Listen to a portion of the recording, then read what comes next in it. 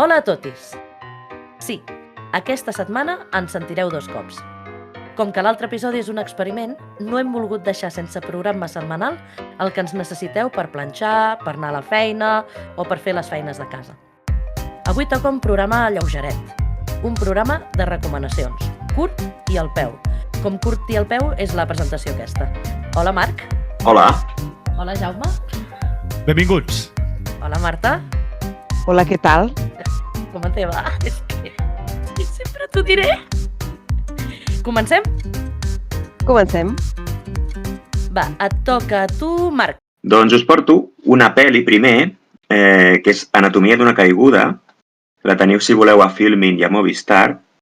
Està dirigida per la Justine Triet i protagonitzada per la Sandra Hüller. I és un drama, una mica thriller també, i tracta d'una parella d'escriptors que viuen en una caseta a la muntanya amb el seu fill, i el marit cau per una finestra i mata. Això passa els primers minuts de la pel·li, d'acord? I el tema és que l'acusen a ella d'assassinat perquè no està clar, no veuen clar les autoritats el tipus de caiguda, no els hi quadra bé. I, bueno, la pel·li és un judici i és un escarni, pobra, la dona està patint tota la pel·li i nosaltres també com a espectadors i bueno, tens aquest dubte en alguns moments de si ho ha fet ella, de si és un accident. La pel·li et porta, tot el pes el porta ella, ho fa molt bé. La veritat és que esteu gaudint de la pel·li tota l'estona amb ella, és impressionant, una feinada molt guapa i la pel·li et té en tensió i està molt ben feta. Jo us la recomano fort, la veritat. No sé si l'heu vist alguna de vosaltres. És molt xula. Sí, jo l'he vist. A mi em va deixar una mica així, però no sé, va ser una sensació rara tota la pel·lícula, però suposo que ja és la idea, també. Sí, jo crec que ja està pensada per això. Mira, jo a la que començo a pensar en coses que m'agraden o que trobo interessants, em venen mogollon de títols, vale? I si començo a repassar per plataformes, me'n van sortint i em costa a vegades dir, doncs només n'agafo 4 i només recomano aquestes per no molestar massa i que no acabeu fins al monyo.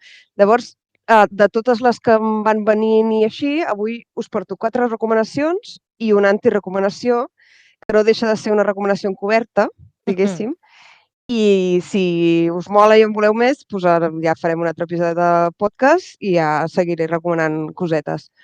El primer que recomanaré avui és una sèrie que acaba d'arribar a Netflix, es diu Botkin, és una sèrie de 7 capítols. És la primera vegada que us recomanaré una cosa que no he vist sencera, però és que vaig pel quart i m'ha fascinat total. És com posar una coctelera, Only Murders in the Building i Grabbers, que és una pel·li irlandesa i anglesa de l'any 2012 que també està Filmin. I tracta d'una periodista irlandesa d'investigació que té una sèrie de problemes i és obligada pel seu superior a allunyar-se del cas que investiga i traslladar-se a un petit poblet de Cork per elaborar, o sigui, per col·laborar amb un senyor que fa podcast dels Estats Units, que ha viatjat expressament fins a aquell poblet per investigar una sèrie de mites i llegendes al voltant de la desaparició de 3 joves fa més de 20 anys.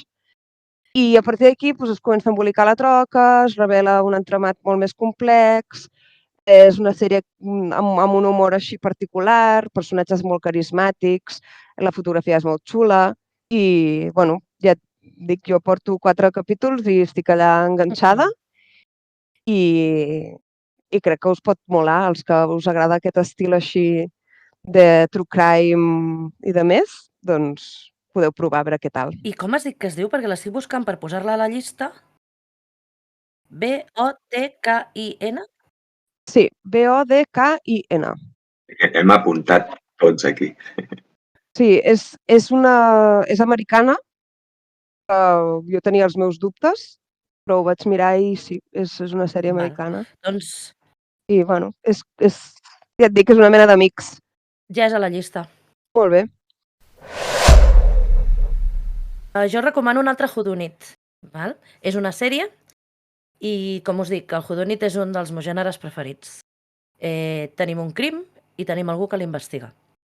El perill dels whodunits, però, i això ens ho va fer saber el Neil Simon a Un crim a les postres, és que molts cops es treuen la resolució de la màniga. Doncs bé, en aquesta sèrie no. Durant tota la sèrie ens van donant les pistes del que serà el final. La sèrie de la que parlo es diu Death and Other Details i la trobeu a Disney. I els detalls són molt importants, ja que, com diuen a la sèrie, a l'inici només començar és el primer que et diuen. Estigues atent perquè t'ho explicarem tot, però ni te n'adonaràs, perquè no ho vols saber. Una mica us sona, no? Una mica de Prestige, això? Una miqueta, sí. Em sona. Oi? Si aquesta premissa no us crida prou l'atenció, tinc una bala més a la recàmera. Bueno, dues, que es diuen Mandy Patinkin i Raúl Colli.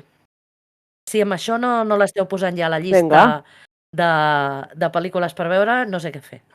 Val? Està molt bé, no us explicaré res de què va.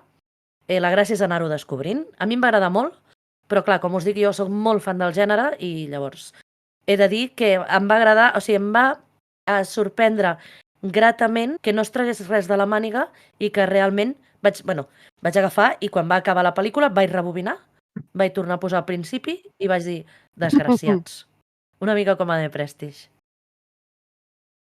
Sí, és veritat, Bueno, però això està bé, perquè si no a vegades tens la sensació que et prenen el pèl i que es treuen i que averiguen coses i no saps per què, perquè tu no ho has vist, perquè no ho expliquen. Tu l'has vist, no, Marc? Sí, jo també l'he vist sencera i és veritat, que tot el que et van desvetllant ja t'ho han ensenyat i tu no te n'has adonat. O sigui, la pista ha estat allà, sí. Jo anava veient la sèrie dient, aquest got no sé què, aquest no sé què, no sé quantos. Saps? Veig això sospitós. I mola, perquè estàs com participant amb ells. Sí. Pots tornar a veure capítols anteriors per revisar aviam si és veritat que sortia això al plano i sí, sortia, sí. Doncs jo me l'apunto, perquè pel que dieu m'agradarà segur. És que, sabeu què passa? Aquesta pel·lícula havia de tenir una segona temporada i l'han cancel·lat. I llavors jo el que vull és que la gent comenci a veure-la i que la descancel·lin. Perquè jo vull seguir tenint històries. Hosti, això fa molta ràbia. Sí. A veure, la temporada és autoconcloent, Et deixa unes coses allà de cara que hi hagi, però la història en si la pots donar per tancada tranquil·lament. Sí. El que passa és que ve de gust seguir veient més coses d'aquesta gent. Sí, però que si al final no ho fan, com a mínim no et quedes allà a mitges. Això fa molta ràbia. De fet, la sèrie a mi m'ha agradat, tot i que tinc alguns peròs amb la sèrie, perquè m'ha semblat massa llarga, una mica, massa llarga. Sí, clar, és que l'han estirat un palet. Quants capítols té? 9? 8? 8 o 9? Però són llargs, no ho sé. Però es fa una mica llarga. I sí que és veritat que t'ho ensenya tot, que dius, això ve d'aquí i ve d'allà. Però després hi ha alguna cosa que la reinventen i diuen, això és així perquè sí. Jo això és així perquè sí, em treuen molt del tema, Perquè hi ha una cosa, no faré spoiler, però la Bri entendrà el que dic, que hi ha una cosa que tu tota la sèrie estàs pensant que ha passat d'una manera i de cop i volta resulta que ha passat d'una altra i et diu, no, és que la memòria a vegades doncs et juga amb les passades. I això és una mica trampa. La resta, molt bé, però aquesta part la vaig trobar un pèl tramposa. Jo la vull tornar a revisionar per mirar aquestes coses, per anar a putejar ja, perquè m'agrada anar a putejar. Són 10 episodis, Marta. 10. Vale. Doncs mireu, ja que parlem de sèries, us parlaré de Fallout, que és de Prime. Està basada en un videojoc. Jo hi havia jugat fa temps, tot i que no m'hi vaig aficionar gaire, havia jugat una mica per sobre. I tracta d'una mena de futur distòpic postapocalíptic. Es basa en una mena d'anys 50 una mica imaginaris, on el tema de la amenaça nuclear està superpresent. Llavors els Estats Units comencen a fabricar uns refugis per en cas de catàstrofe atòmica poder-se refugiar i en el futur doncs seguir amb la seva història. I, bueno, passa aquesta catàstrofe i 200 anys després tenim una sèrie de personatges que estaran buscant a un científic que porta el secret d'una cosa que pot canviar el futur de la humanitat. Llavors tenim per un costat a l'Ella Purnell, que és una habitant d'un refugi super naïf perquè ha estat tancada sota terra durant tot aquest anys i no sap res de la superfície ni el que es trobarà, que va buscar el seu pare que l'han segrestat, la gent que busca aquest secret. Per altra banda tenim a un soldat que és l'Aaron Clifton, que està buscant també el secret aquest pel seu compte. I tenim un dolent que és un zombi, que no és un zombi, que és en Walton Goggins. Perdó, que És el nom més idiota d'actor que existeix després de Ian Gruffon. Vale, i competint amb el Mandy Patinkin, que n'hem parlat abans. Doncs en Walton Goggins, que és aquesta mena de zombi que no és un zombi, supercarismàtic, que també està buscant aquests personatges. Per principi per separat, els seus camins s'aniran creuant. La gràcia, sobretot, d'aquesta sèrie és l'univers aquest una mica invent en el que hi ha una mena de tecnologia retrofuturista molt curiosa, una mica... No arriba a ser, no és steampunk, però és una cosa similar. I bé, és atractiu. I tota la història aquesta postapocalíptica, una mica de western, té la seva gràcia. A mi m'ha agradat bastant. I no és gaire llarga. Hi ha zombis o és només aquest personatge que és una mena de cosa rara? No, hi ha una mena de raça, hi ha una mena de supervivents a la Terra que han derivat cap a una mena de zombis, que no són zombis, que en diuen necròfags, crec que els hi diuen. Sí. Que es mengen a la penya i tal? Hi ha una part que sí, però té la seva gràcia, té també una explicació. No l'acabem de veure del tot, però anem intuint una mica per on va la cosa. Aquesta conya dels zombis no zombis que dius tan sovint, algun dia podríem parlar-ne detingudament, no? Perquè vull saber què vol dir i, bueno, ara estem parlant de recomanacions, però ens prepares alguna cosa, no? Jo, si voleu, i tant, jo encantat de parlar de zombis que no són zombis, és la meva obsessió. Un dia us en parlaré, i tant que sí. Perfecte, gràcies. Em sembla estupendo, és un dels meus gèneres preferits, el dels zombis. Alguna cosa més? Bé, aquesta és aquella que... Bueno, jo l'he vista, M'ho he passat força bé. M'he passat força bé. És la del joc, oi? És la del joc, sí. Tu hi has jugat? Sí, ja ho he dit, que havia jugat, però que no m'havia enganxat gaire. Sí, no m'enganxava perquè... no sé si hi ha diversos, suposo que hi ha 3 o 4 jocs. El que vaig jugar jo t'obligava a jugar així en mode online cooperatiu, que és una cosa que no m'agrada gaire. Jo soc més de jugar al meu rotllo, així en plan campanyes a casa i coses de jocs en modo història i tal. Però sí, l'univers, sí, hi ha coses que surten en la sèrie que les has vist en el joc i fan gràcia. A la pulsera aquesta, porten una pulsera, has vist, no? Aquesta pulsera on... Sí. Doncs tu amb aquesta pulsera en el joc és important, és on tu tens totes les teves informacions personals de la teva vida, els ítems que portes al damunt, una mica el mapa, tot és interaccionar amb aquesta pulsera que porten ells. Doncs a veure, jo de sèries no us en porto més. Tota la resta de coses que us porto són pel·lis. I la primera pel·li que us porto és una pel·li de l'any 2017 que es diu The Party, de la Sally Potter. És una pel·li de producció anglesa i danesa i la trobeu a Filmin i en lloguer a Apple i Prime. I és una pel·li en la que és molt teatral perquè passa tot en un únic escenari, si no recordo malament. És un sopar d'amics en el que celebren el nomenament d'una d'elles, d'una de les integrants d'aquest grup, com a ministra del govern. I comença com una festa, un retrobament, i van, lo típic que degenera i van passant coses, i surten secrets, i surten enveges, i etc. I, com us deia, és molt teatral, rodada en blanc i negre, un humor negre, i les interpretacions i els actors són brutals. La Kristina Scott Thomas, en Cillian Murphy, Emily Mortimer, Cherry Jones, Bruno Gans, Patricia Clarkson i en Timothy Spall. És brutal. Estava esperant que parlessis del pare del Rafe Spall. Sí. Són aquests Aquests i prou. I és tremendo. És molt, molt, molt xula. De fet, és una obra de teatre, Sí. Sí, perquè aquí es va fer adaptada pel Sergi Belbel. jo aquesta l'he vista i realment és això, és molt teatral. A mi també m'agraden molt les pel·lis que passen en un escenari limitat i és molt xula. Va escalant la tensió a poc i està molt bé. Me l'apunto. Has dit que estava a... Està Filmin en la subscripció Sí. normal i en lloguer a Apple i Prime. Val, doncs me l'apunto també per veure-la. Jo també he deixat les sèries i ara anem a per les pel·lícules i anem a una mica de piu-piu.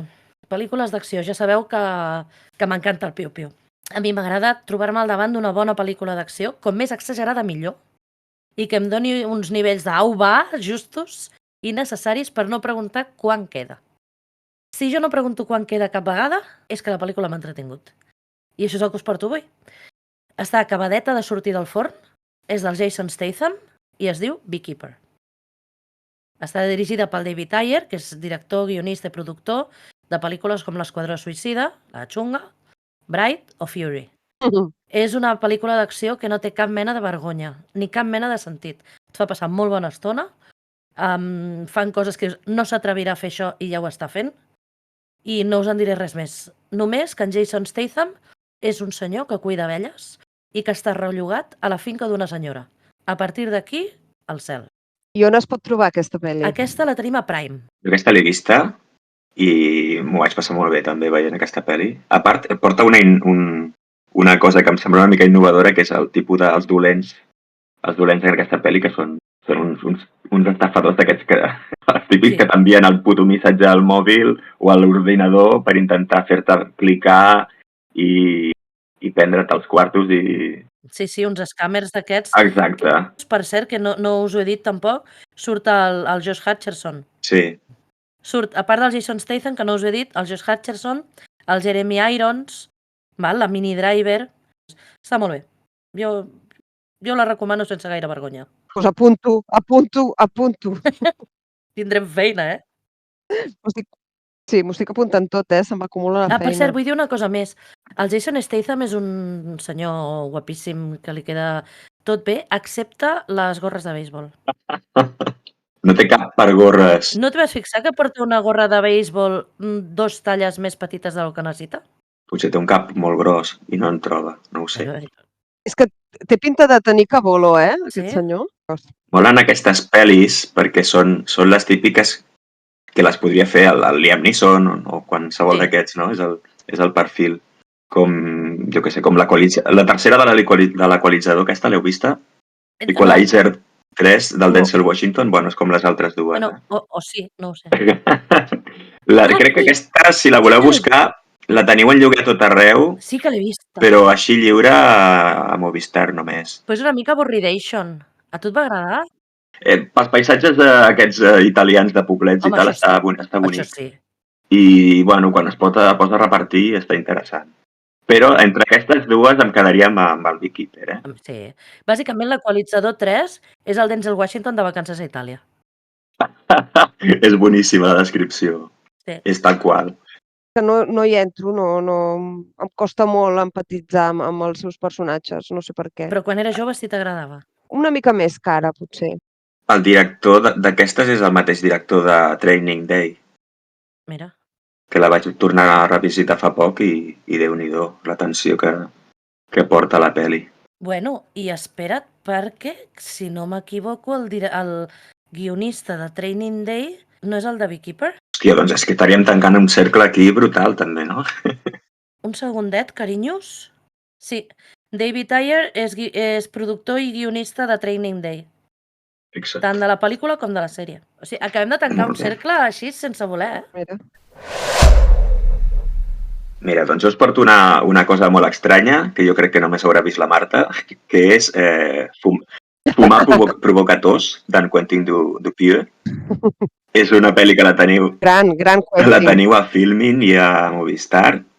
És una pel·li absolutament surrealista, d'una mena d'esquadra de superherois tipus Power Rangers, que els seus superpoders estan basats en el tabac. El poder de la nicotina, el poder del quitrà, són com una mena de justiciers i es veuen obligats a fer una mena de retiro espiritual o de cohesió de grup.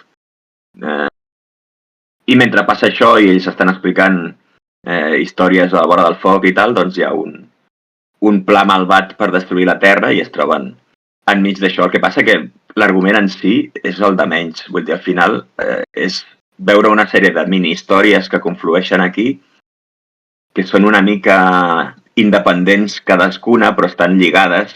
Són tota aquesta sèrie de situacions molt surrealistes i tenen aquest jefe que és una rata, que és com un Puccinelli fastigós, que va bavejant tota l'estona. No sé, és curiosa. Si entreu en aquest tipus d'humor, si heu vist alguna pel·li d'aquest director ja sabeu per on va, i si no l'heu vist a cap, doncs proveu, aviam si és el vostre o no. Jo si és gent que no ha vist mai cap pel·li d'aquest director, potser diria que abans d'aquesta veiessin alguna altra. Potser sí, perquè és de les més estranyes que n'he vist d'aquest paio. Sí, a veure, totes les pel·lis d'aquest director són surrealistes a tope i si no hi entres no et fa ni puta gràcia, així de clar. Però si hi entres és brillant. Llavors, a Filmin n'hi ha diverses, a part d'aquesta que recomana en Marc, hi ha la de Mandíbules, que també és molt recomanable, i no sé si n'hi ha alguna més. N'hi ha un parell més, sí. A Filmin les van posant i és un director que té molts fans i si són fans super mega a tope i detractors a tope, també. No hi ha terme mig. O l'adores o... Jo entenc que sigui així, perquè és veritat que és un tipus de cinema i d'humor també molt particular. Tu quina recomanaries d'aquest director per entrar? Jo n'he vist una que tu no l'has vista, però està bastant xula, que és Increïble però cert. Aquesta no l'he vist. Que és d'un matrimoni. Aquesta és curiosa perquè té humor, però també té un punt de reflexió bastant interessant. Va d'un matrimoni. Aquesta només la podeu trobar de moment a Movistar. Jo estic segur que en algun moment a Filmin entraran al catàleg perquè tenen moltes pel·lis d'aquest director. I és un matrimoni que és al voltant d'uns 50, passats els 50 anys, que es compren una casa i es decideixen a comprar aquesta casa perquè el promotor que els ensenya la casa els ensenya que al soterrani hi ha una mena de pou. Ells baixen per una escala per aquest pou i quan arriben al final de l'escala estan sortint per una de les habitacions del pis superior. I no només això, que és absolutament estrambòtic, sinó que en aquest transcurs, en aquest camí, passen 12 hores en endavant. Salten com 12 hores en el temps. I passa una altra cosa més que no desvetllaré. O sigui, avancen 12 hores en el temps i una cosa més. I és una història molt curiosa de l'obsessió d'algun d'aquests personatges per aquest pou misteriós, i també és una reflexió sobre com acceptem el pas del temps i la pròpia decadència nostra física. És bastant curiós. Té humor, però també té un punt reflexiu bastant interessant. I potser trobo que està a Movistar. A Movistar? Sí.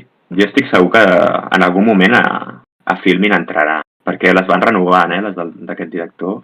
De tant en tant apareix alguna de nova. Sí, perquè saben que hi ha bastanta gent que li agrada. El que passa que hi ha molta gent que li agrada, però no deixa de ser un públic minoritari, perquè són pel·lícules una mica particulars. Són particulars, si no és veritat que no és un cinema per tothom. Quan posen una pel·li d'aquestes, tampoc tenen un xorron de visualitzacions, perquè, clar, la gent que ens agrada aquest cinema tampoc som gaires. Llavors, sí que és el perfil de pel·lícula de Filmin, però alhora no sé fins a quin punt ens interessa posar-les perquè no hi deuen guanyar massa. Estic d'acord, sí. Us porto una segona pel·li, que és una pel·li del 2021, és una pel·li francesa, dirigida i protagonitzada per en Fabrice Eboué. Perdoneu els que sapigueu francès, perquè segur que ho estic pronunciant fatal. És una pel·li que es diu Barbacoa La podeu trobar a Filmin, a Movistar i a Flixolé. I és una comèdia d'humor molt negre, on un carnisser en crisi acaba per coses de la vida fent pernils i de més productes càrnics amb persones veganes. I no diré més. És una de les pel·lis que més he disfrutat al Festival de Sitges i el públic que compartia sala amb mi crec que també, perquè els aplaudiments en alguns moments van ser unànims. I ja està, veieu-la, i si en algun moment no podeu aguantar l'humor negre, doncs la traieu. Però és això. Òbviament, no es pot prendre seriosament i el que vol transmetre va molt més enllà del que ensenya, no? Jo vaig riure molt i vaig tenir molts moments aquells de uala, com us heu passat, també. Sí, l'he vista i és molt burra i m'ho vaig passar molt bé. També. Està guai. Doncs bé, jo segueixo amb més piu-piu. Aquesta pel·lícula de la que us parlaré, una altra pel·lícula, és Argylle, també del 2024, estic venint amb coses supernoves, i la teniu a Apple TV. Si Beekeeper és una pel·li au va, Argylle és una pel·li vete a tu pueblo. Val? Però d'allò que el crides des del fons de l'estómac, Qui va fer aquesta pel·lícula, però més bèstia que Beekeeper, no té ni vergonya, ni l'ha conegut i senzillament ha decidit passar-s'ho bomba i a qui no li agradi que el fotin. Vaig a passar-m'ho bé fotent una pel·lícula en la que ens ho passem tots com les cabres. Però em sembla estupendo. La verosimilitud, cal? No. Aquesta pel·lícula la protagonitza la Bryce Dallas Howard, que a més, seguint l'estela del que ja va fer amb Jurassic Park Dominion, va parlar amb l'estudi i els hi va dir: no em toqueu la polla amb els quilos, si peso més, i si peso menys, i si no us agrado, us n'aneu a buscar una altra. Clar que sí. Clar, les dues primeres de Jurassic World la van aprimar, però a sac, pac. A la tercera ja va dir: deixeu-me una mica en pau, i la van deixar una mica en pau. I en aquesta ja és, o sigui, no pateixis, o sigui, tu ets la reina. No necessites aprimar-te, si no vols, fes el que et doni la gana. I a més, en aquesta pel·lícula la tenim acompanyada per noms com Henry Cavill, Sam Rockwell, Bryan Cranston, Catherine O'Hara, John Cena. Déu-n'hi-do, no? Dua Lipa. Sí, és... Ja et dic, sí, jo crec que qui va fer aquesta pel·lícula... El cast és brutal. Va fer una llista de desitjos, no? I devia dir totes les coses que m'agradaria tenir ara a prop. I pim, una llista de gent, una llista d'escenes que m'agradaria poder fer, saps? No és una pel·lícula seriosa, no espereu verosimilitud, és una botat absoluta. Si la veus irònicament, és una puta meravella. Ara, si intentes veure una pel·li una mica seriosa, saps? I dius, vaig a mirar una pel·li així, no? Posa la corbata i dius, vaig a mirar una pel·li. No t'agradarà. O sigui, has d'anar sabent que et passaràs l'estona cridant-li a la pel·lícula: no us atrevireu a fer... Oh, sí, us heu atrevit. Tota la pel·lícula. I està... Sí, a Apple TV. La Bryce Dallas Howard sempre va acompanyada amb un gat, que no li heu de treure l'ull de sobre, perquè és que és un dels millors actors de la pel·lícula. És brutal. Fa més coses que alguns protagonistes d'altres pel·lícules. I que, a més, una curiositat que m'encanta, el gat aquest, a la vida real es diu Alfie. I la seva esclava humana és la Claudia Schiffer. Ostres! Per què punyeta surt el gat de la Claudia Schiffer en aquesta pel·lícula? Doncs perquè la Claudia Schiffer és la dona del Matthew Vaughn, que és el director d'aquesta pel·lícula. Carai. Vaja. El Matthew Vaughn és director de Kingsman, Kick-Ass, X-Men Primera Generació, Stardust... Però vaja, quan he dit Kingsman ja podeu assaborir de quin tipus de pel·lícula estem parlant. Jo fins i tot juraria que converteixen univers aquestes dues pel·lícules. I si us ha agradat Kingsman, Argylle us agradarà. Si Kingsman us sembla una gilipollada, ni us poseu Argylle. De què va Argylle? Bàsicament, la Bryce Dallas Howard és una escriptora d'èxit, la que escriu té un personatge del que ha fet una sèrie de llibres, que és l'Argylle. L'Argylle és un superdetectiu de l'hòstia, guapo, fort, el millor, que és el Henry Cavill, i que té el seu sidekick, que és el John Cena. I llavors, en els seus llibres, ella escriu les històries d'aquest senyor. I, bàsicament, es comença a embolicar perquè, sense voler la pobreta, sembla que l'ha encertat amb alguna cosa. I llavors tothom comença a buscar-la perquè sap alguna cosa que no hauria de saber. I ja està, ja no explico més. Doncs em sembla molt interessant. Doncs mira, Bri, ara que parlaves d'aquesta pel·li, de l'escriptora i tal i qual, m'ha fet pensar en una altra recomanació que us porto, de l'any 84, que és Tras el corazón verde. Home, És una pel·lícula que aguanta molt bé el pas del temps. Jo vaig anar amb una mica de por, la vaig voler revisitar i pensava que em trobaria amb moltes coses d'aquestes que vistes ja amb els ulls que tenim ara ens trontollen i ens fan saltar les red flags i tal. Però no, vaig trobar amb una cosa que trobo que estava bastant avançadeta, bastant moderna pel seu temps. És una pel·li amb la Kathleen Turner i el Michael Douglas. També apareix en Danny DeVito fent un paper secundari. I és una pel·li d'aventures, és una mena d'Indiana Jones, no? Trobem aquí la Kathleen Turner, és una escriptora d'èxit, i ella, bueno, és d'escriptora del món de la romàntica, d'aquestes aventures i tal, i es troba enmig d'una situació que segresten a la seva germana i ella ha de portar un mapa d'un tresor en un lloc, en un país on trobem aquest aventurer, que és el Michael Douglas, que l'ajudarà una mica, però que jo tenia el record que era una pel·li d'en Michael Douglas, i és una pel·li de la Kathleen Turner, és una pel·li que la batuta el porta ella tota la pel·li, i el Michael Douglas el que fa és bastant el pena tota l'estona, i està molt xula, és d'aquelles aventures distretes i divertides, jo m'ho vaig passar molt bé, i és molt recomanable, està estupenda la Kathleen Turner en aquesta pel·li. És que aquesta dona, on no està estupenda? A veure... Era una de les meves pel·lícules de la infectesa, aquesta. L'escena que van caient pel terraplè enfangat. És mític, això. Mitiquíssima. És molt divertida i molt amable, està molt bé. Sí, l'altre dia remenant a veure què vèiem, quan va passar dic, ai, Tras el corazón verde, però no es va implementar. Té seqüela, té la joya del Nilo, que diuen que ja fluixeix una mica més, oi que sí? Jo no sé si veure-la... Ja llavors ja no em va semblar el mateix. Jo és que tinc la mateixa sensació de petit, que em va agradar molt la primera i em va decebre molt la segona. I jo crec que avui dia em passaria segurament el mateix. És qüestió de reveure-les. A la llista. Check. Aquesta la podeu trobar a Disney+. Doncs jo us porto una altra pel·li que seria una mica per gent agosarada. És una pel·li de terror, ja tardava jo en recomanar-vos pel·lis de terror, es diu The Vigil, és del 2019, dirigida per en Keith Thomas, és una pel·li americana que està a Filmin i la podeu comprar, que no llogar, desgraciadament, a Apple i a Prime. I és una pel·lícula on el protagonista és un jove que presta els seus serveis, cobrant, òbviament, per vetllar el cadàver d'una família jueva ortodoxa durant la nit. És un costum establerta i quan ningú de la família ho pot fer per la raó que sigui, doncs es lloga una persona perquè ho faci, perquè el cadàver no estigui sol durant la nit. I és llavors, quan el jove està allà fent la vetlla, que comencen a passar coses que no es poden explicar i que suposadament estan vinculades amb una entitat malèfica.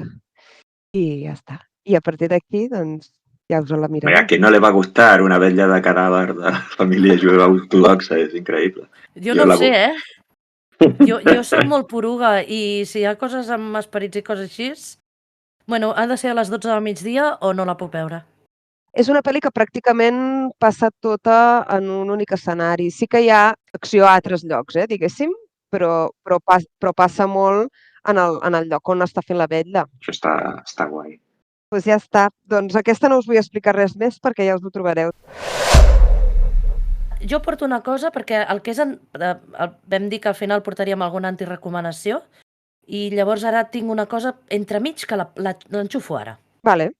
Porto una cosa, una pel·lícula, que no sé si és antirecomanació o recomanació perquè no sé si és una puta merda o una genialitat. No m'acabo de decidir. No ho tinc clar. Val? Aquesta cosa és Unfrosted, la teniu a Netflix i és una pel·lícula del Jerry Seinfeld. Igual com fa l'any passat o l'any anterior va sortir la pel·lícula Air, on ens explicava la creació de les Air Jordan de Nike, que va ser superguapo. Aquí ens intenten fer una cosa similar i ens expliquen la creació de les Pop-Tarts a Kellogg's. El que passa és que és tot profundament absurd. No us recitaré el cas que surt perquè és que no acabaria, estaria tota la setmana dient noms. El resum, bàsicament, és tot el Saturday Night Live dels darrers 30 anys és allà dins. Home, flipa-lo, Aquesta pel·lícula és un gag darrere l'altre. De vegades no saps si riure o plorar perquè de vegades és mierdolíssim, però és tan dolent que dius, hosti, és que potser ho han fet expressament, saps? I llavors dius, buah, quina genialitat. Saps? Sabeu el gif de la noia que veu una kombucha, saps? I no acaba de saber si li agrada o no? Sí. Doncs és exactament així. A casa ens ho vam passar bé. Bueno, el David el anava mirant en plan, haha, i jo estava en plan, però has vist això? Buah, quina brutalitat! Però, no sé, després he estat pensant i crec que és una merda. No, home, però si t'ho vas passar bé, si t'ho has passat bé en algun moment, si fos una merda, no hagués hi hagut espai per gaudiment de res. És una semimerda, només. No, o sigui, el que sigui, o genialitat o merda, que no sé encara quina de les dues coses és, ho és a tope. No sé si m'explico. Sí. Li ha fet la volta a la genialitat o li ha fet la volta a la merda? No ho tinc clar. Jo només de veure el repartiment, vamos, me la penso mirar segur, ja t'ho dic ara. Venen ganes de veure-la. Jo vaig fer una enquesta a Twitter, que a més vaig fer durant una setmana, i vaig demanar a la gent que, sisplau, se la mirés i em digués si era una merda o una genialitat, i la meva enquesta ha acabat amb un resultat de 3, no la penso veure. Vaja. Aquesta és la capacitat de crida que tinc, la d'un calamar. Doncs jo me l'he posat, 3, perdó, i ja està. I ja està. Ostres. Jo crec que ningú ha volgut fer l'esforç de posar-se aquesta merda en pel·li. Jo ja me l'he posat a la llista de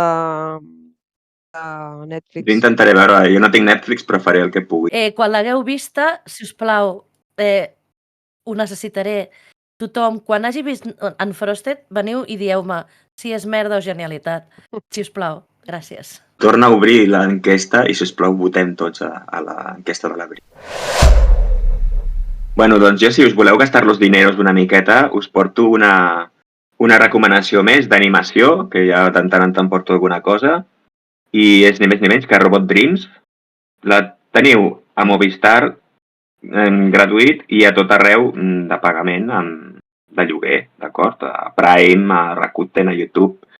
Val? És una pel·li d'animació basada en un còmic amb el mateix nom, de la Sarah Baron, i és una història molt bonica d'amistat / amor, el que vulguis, entre un gos i un robot, que en algun moment determinat de la pel·li doncs, se separen per circumstàncies de la vida i és com fa un per un costat i l'altre per l'altre per tirar endavant amb les seves vides. És una pel·li molt bonica, no té diàlegs, és muda i té una animació superxula, d'aquesta que té plen de detallets que et fan ganes de posar la pausa i veure tots els dibuixets, les coses que hi ha per aquí.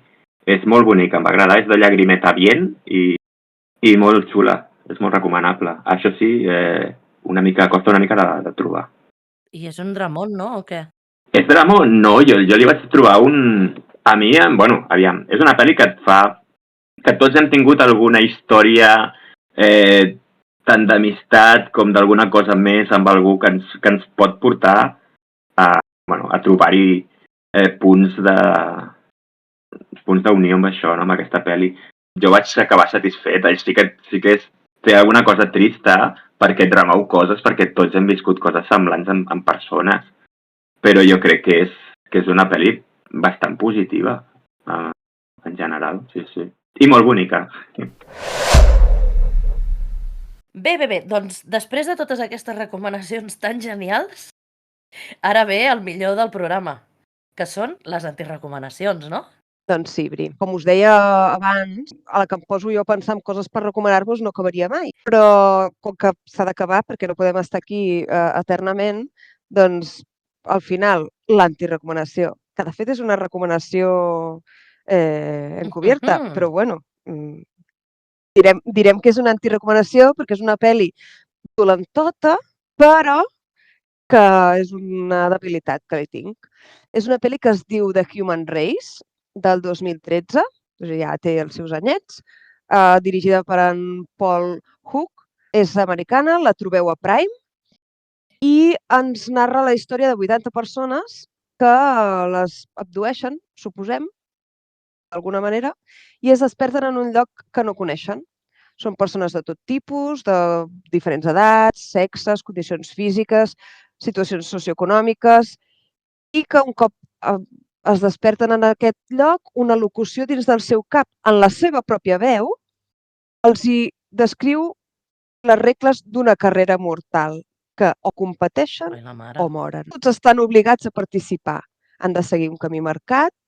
Si se surten d'aquest camí, moren. Si trepitgen la gespa, moren. Si els doblen o si els sobrepassa algun company, moren, perquè és un circuit com circular. I el protagonista és un noi amputat, que li falta una cama i va amb muletes. I, clar, tu vas patint tota l'estona, perquè no pot córrer igual que una persona que sí que té les dues cames. Llavors ja veus veient les diferents situacions dels diferents personatges amb les seves circumstàncies, no?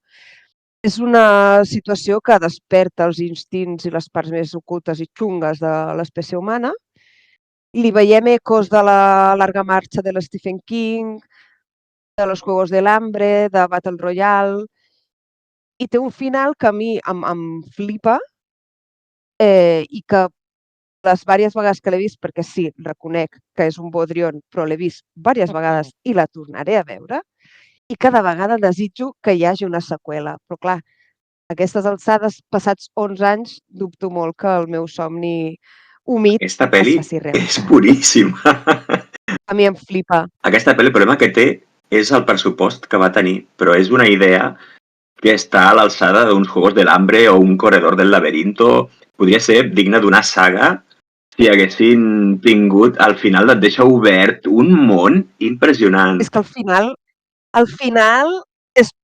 t'explota el cerebro, al final, saps? Hòstia, Té un final molt bo, és una idea molt xula. I sí que és veritat doncs, que peca això d'un pressupost justet, uns actors que potser també justegen més, però la idea i la pel·li, o sigui, a mi també és una pel·li que disfruto. és cotrangues a tope, però és cotrangues, mola. però té un algo. Mola Ostres, molt. doncs m'heu fet pensar en una pel·lícula que vam veure l'altre dia, que es diu Death Race, És del Jason Statham. i és en una penitenciaria on tenen els presos i els hi fan fer carreres de cotxes a muerte, mortals, però superbèstia. Però és una saga i tot. Bueno, a mi em va semblar una xusta, però el David es va entretenir bastant. I mira, m'hi has fet pensar, suposo que deu ser totalment diferent. Tu que les has vist les dues? Sí, és diferent. Aquí la gràcia que té és que són gent que a priori són persones com qualsevol de nosaltres i la situació en la que es troben doncs, fa treure el pitjor d'ells, però a nivells bastant heavies, vull dir, s'atreveixen a fer coses que hi ha pel·lis que no s'atrevirien a fer. La vida és així. Llena de luz, llena de color. Anem ara amb la meva antirecomanació, que a més és una antirecomanació que crec que la compartim amb el Marc. Aviam, sorprèn-me. Us antirecomano Hipnòtic a Prime Video. I tant, estic al teu equip. I tant. Oi que sí?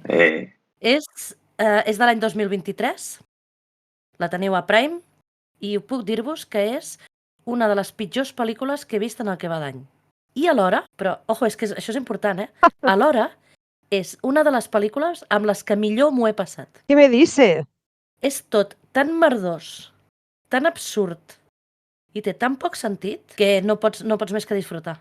Estem parlant d'una pel·lícula protagonitzada pel Ben Affleck. És que Ben Affleck, bueno... I una pel·lícula, a més, on hi ha superpoders. Bueno, no superpoders, superhipnosis, no sé. És com estrany, no sé com explicar-ho. Tu què diries? Són superpoders, sí, bueno, és com una mena d'entrenament mental. Si tenen un do, no?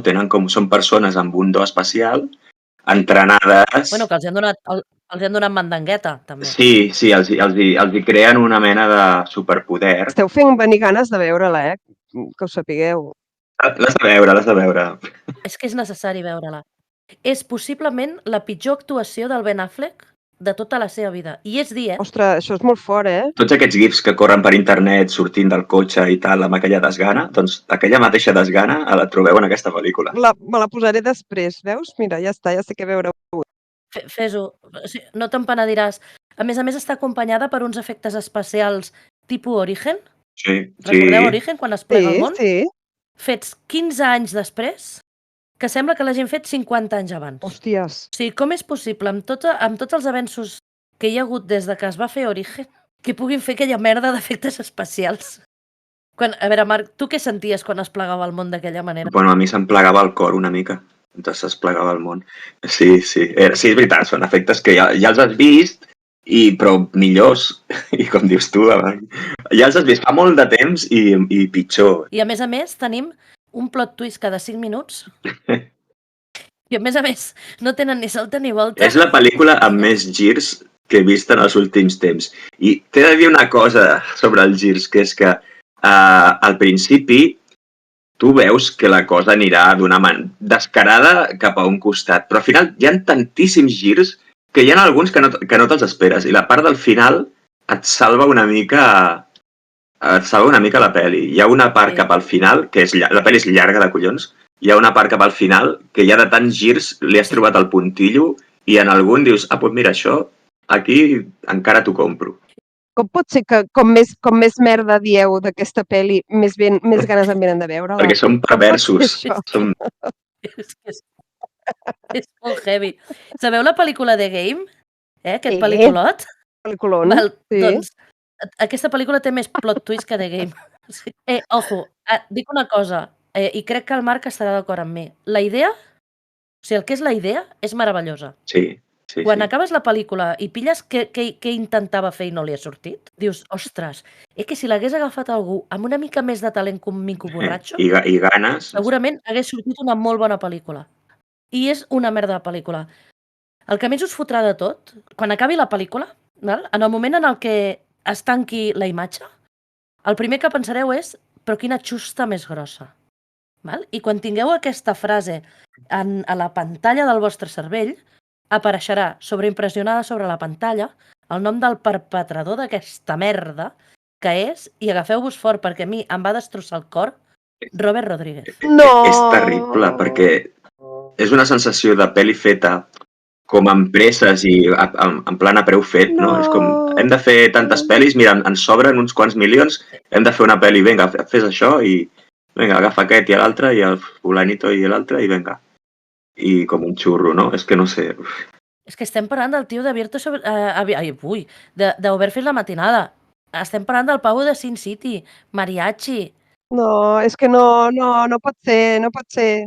No se li pot perdonar aquesta pel·li a ningú dels que apareixen en aquesta pel·lícula. I què li ha passat a Robert Rodríguez? Què s'ha pres? No ho sé, però sap especialment greu perquè, o sigui, aquest tio té talent. Sí, com a mínim té una certa gràcia fer les coses. O tenia, vamos. Té talent i té una bona idea a la mà. Perquè la idea és molt bona. O sigui, si agaféssim aquesta pel·lícula, quan acabés la pel·lícula, desmuntéssim una mica tot el que vol dir i la resumíssim amb una frase o amb dues frases, la idea és la puta hòstia. Sí, podria tenir molt de joc el concepte aquest dels telepàtics i tot això. O sigui, és una idea interessant, però tot està malament a la pel·li. És com si, no sé, no han sapigut lligar tot. Bueno, que sapigueu que aquest vespre me la posaré, perquè no puc seguir vivint un dia més en aquesta terra sense veure aquesta xusta.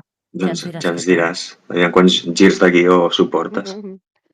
Us informaré degudament. Bé, doncs sembla que ja ha arribat el meu torn, finalment. El que sí que us pregaria per una vegada és, mentre jo explico les meves recomanacions, un silenci absolut, bàsicament perquè el ritme d'aquesta secció està molt treballat i bàsicament és que va amb un metrònom. No és normal, tinc aquí, el podeu escoltar, aquest és el metrònom sobre el que regirà aquesta secció. Així que començo amb la primera recomanació, que és que us hidrateu, que ja comença a fer molta calor. A part d'això, i com a coses més importants, també us recomanaré 2 sèries, 3 pel·lícules i també faré una antirecomanació. La primera sèrie és Wakefield. És una sèrie d'una temporada i 8 capítols, es localitza a les Blue Mountains, Austràlia, i va sobre Nick Katira. És un infermer d'un centre psiquiàtric a les muntanyes, allò perdut allà al mig del bosc. Rudy Dharmalingam, que és l'actor que encarna el protagonista, és d'origen hindú, i Dharmalingam, perquè es fa una idea del nivell, va estar al Hamlet de 2015, que va protagonitzar el Benedict Cumberbatch, el Sherlock modern, i feia de Gildersleeve. Aquest Hamlet, protagonitzat per Cumberbatch, va trencar força rècords de taquilla i de gent que es va connectar en directe per veure una obra de teatre, etc. O sigui que Déu-n'hi-do el col·lega. La sèrie va del dia a dia del psiquiàtric amb els seus pacients i amb els seus cuidadors, que moltes vegades tenen més problemes els cuidadors que els pacients. I es va entrecreuant amb el passat del Nick, amb petites pinzellades, i aquest passat va sorgint a poc a poc, fins que tot pren sentit quan el passat es troba amb el present. Està molt ben feta, encara que alguna actuació secundària és una mica justa. I us enganxarà sense grans efectes pirotècnics. La podeu trobar a Filming i té un 7,7 a IMDb. La segona sèrie que m'agradaria que tastéssiu es diu The Tourist. És una sèrie que ja té 2 temporades, que estan a HBO. És un thriller com una buddy movie, però en sèrie, però tampoc és ben bé això, però té alguns tocs d'humor i de misteri, més o menys, i una mica de crims, o una cosa semblant. La història comença amb un noi que desperta a Austràlia, té amnèsia i ha d'intentar endevinar com ha arribat fins allà, i com es diu i qui és. Imagineu una mica el to dels germans Coen de la bona època, els germans Coen, per exemple, de Fargo, amb la premissa que us he explicat. Els secundaris són molts personatges, mai més ben dit, i pel meu gust la segona temporada és millor que la primera. Té un 7,1 a IMDb, i teniu la meva garantia personal de que si la comenceu necessitareu acabar-la. I pel·lícules n'he triat 3, que no s'assemblen gaire entre si, la veritat, però bueno, ja és aquesta la gràcia. La primera, evidentment, és de zombis. És una pel·lícula que es diu Les Afamés, Els Afamats, Los Hambrientos, i l'acció es situa en un poble del Quebec, un petit poble del Quebec de les muntanyes. I al contrari que la immensa majoria de pel·lis de zombis, no comença amb l'outbreak, és a dir, quan comencen a aparèixer zombis i la gent, ai, què passa, què no passa, etc. Ai, sí, l'ha mossegat un gos, no, mai l'ha mossegat un gos, mai, sempre és un zombi, mai l'ha mossegat un gos, i estic fart de dir-vos-ho ja. Tot això no comença amb l'apocalipsi zombi, sinó que la pel·lícula ens posa la pel·lícula ens posa una mica ja amb el context de que l'outbreak ha passat fa temps i que els humans han trobat la forma, entre cometes, de conviure amb la situació i amb els zombis, fins que aquest equilibri que han trobat es comença a trencar perquè comencen a passar coses. La primera és molt original i encara que no arriba a un 6 a IMDb, és una pel·li de 100 minuts que entra prou bé. La podeu trobar a Prime i a Filming. La segona pel·lícula que vull recomanar és una pel·lícula de Tony Scott. Amb això ja hauria de ser suficient perquè la veiéssiu, però si necessiteu més raons, doncs ja us explico. Denzel Washington, en el millor moment de la seva carrera, i Val Kilmer. Com és habitual en Tony Scott, la primera escena et deixa ja amb el cul torçat, a l'estil del millor començament de la història del cinema, que com tothom sap és de Last Boy Scout, que curiosament també és de Tony Scott. I no explicaré gaire què passa al començament de la pel·lícula, però a partir del determinat succés comença una trama policíaca barrejada amb ciència-ficció que et deixa bastant clavat davant de la tele. El guió rodó i l'execució, pel meu gust, és magistral. La pel·lícula és de 2006, té un 7,1 injustíssim a IMDb i la podeu veure a Disney Plus i a Apple TV, els que tingueu Apple TV. I la pel·li es diu Déjà Vu. I la tercera pel·li que us vull recomanar és La boira, de foc, la niebla. És de l'any 80 del segle passat i crec que és la definició perfecta de com era John Carpenter. Com a director, és essència pura de Carpenter, és Carpenter destilat, Carpenter de primera premsada, Carpenter doble malta. A un poblet de la costa, hi ha un poblet de la costa, una boira misteriosa i històries de vaixells fantasma. I força actors fetitxe del mateix Carpenter. Entre altres, surt Adrien Barbeau, que va estar casada amb ell, i que, a més, és la veu de la computadora que surt de The Thing. Per cert, el primer dossier que es va fer d'aquest increïble podcast que es diu Allò Dalt Podcast està dedicat a aquesta pel·lícula. També surt Jamie Lee Curtis, Janet Leigh, Hal Holbrook i Nancy Case, per posar-vos alguns exemples. Són gent que havia sortit, per exemple, a Halloween. La pel·li està escrita per Carpenter i Deborah Hill, que també va escriure amb ell Halloween i Rescat a Nova York. Té un 7 IMDb, no arriba a l'hora i mitja de durada i la podeu trobar a Filming. I per últim, l'antirecomanació. Clar, al final no sé si he de recomanar una pel·li perquè la veieu, perquè no la veieu, perquè la veieu dient tenia raó, no valia la pena veure-la, i jo crec que aquest és el cas. L'heu de veure per dir tenia raó, no val la pena veure-la. Darrerament he estat revisitant molt cinema de catàstrofes, fins i tot aquella pel·lícula que va de que la lluna caua sobre la Terra, que és una cosa meravellosa, però ens situem. Comencem a l'any 97 del segle passat. Tenim de protagonistes a Pierce Brosnan i a Linda Hamilton. Un bon pressupost, un tal Roger Bammelson com a director, que és un tio força solvent, havia dirigit No Way Out, la de Kevin Costner, i Species, per exemple. Tenim una bona història sobre un vulcanòleg que prediu un volcà que farà erupció a un petit poble dels Estats Units. Així a priori, què pot sortir malament? Res. I és que la pel·lícula no és dolenta, està ben feta, no se'ls ha escapat cap fotograma en negre, etc. Està ben rodada, la història està bé i els actors en saben, són solvents. Però el temps ha rebentat aquesta pel·lícula. Ni és prou bona com per ser un pel·lículó, ni és prou dolenta com per arribar ni autoparòdica com perquè et faci riure. És blanca, és plana, és solvent i no té cap ànima. I això, que no dura ni 2 hores. Si us voleu rir molt fort amb un producte de bona factura, és la vostra pel·lícula. I la pel·lícula és un poble anomenat Dante's Peak. La teniu a Prime, a Movistar i a Sky Showtime. I ara no sé, què, anem a dinar ja o no sé si li toca alguna més, jo què sé ja. Ai, el metrònom.